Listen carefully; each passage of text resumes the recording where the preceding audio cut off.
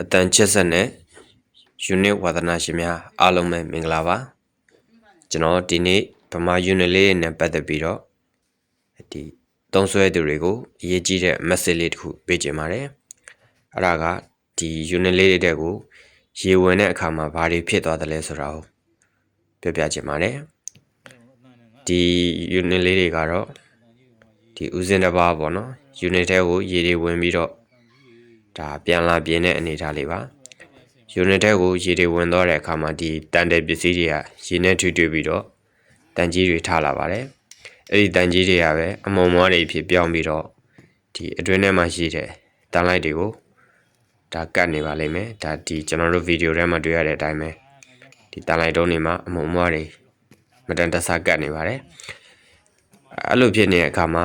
ဒီ unit ရဲ့အတန်ဘလို့မှကောင်းစရာအကြောင်းမရှိတော့ပါဘူး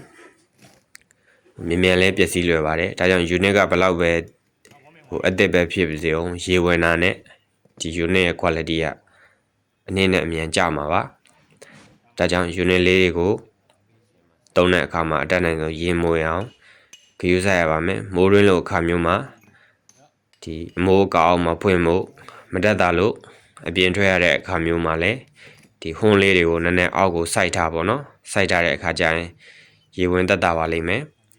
ဒီ unit ထဲကိုရေဝင်တာမှာဒီထိတ်ကအဝါကပဲဝင်တာများပါတယ်အနောက်ပိုင်းကတော့ဝင်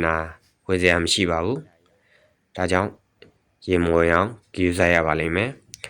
ကျွန်တော်တို့ဒီ unit တွေစလုပ်တဲ့အခါမှာတော့ဒီပုံစံမျိုးအိုးတွေအောက်ခံတွေဖလန်းတွေကိုနီကယ်စိန်မစိန်တန်ကြီး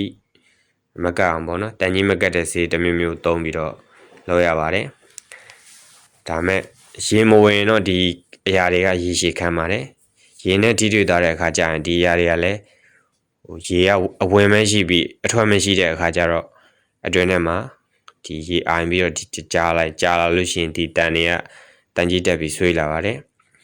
ဒါကြောင့်ဒီ unit လေးတွေကိုရေရှည်သုံးမယ်ဆိုလို့ရှိရင်ဒီနံပါတ်1အထူးကိစ္စမှာမိုးရင်းဆိုလို့ရှိရင် unit တွေကိုရေမဝင်အောင်အထူးသတိထားပါမယ်ရေဝင်တော့ဒီ unit ကမြန်ပျက်စီးလွယ်မှသိကြပါတယ်ဒါကြောင့်ဒီနေ့ကျွန်တော်ပေးခြင်းတဲ့အဓိက message ကတော့ unit ထဲကိုရေမဝင်အောင်ဂရုစိုက်ပါ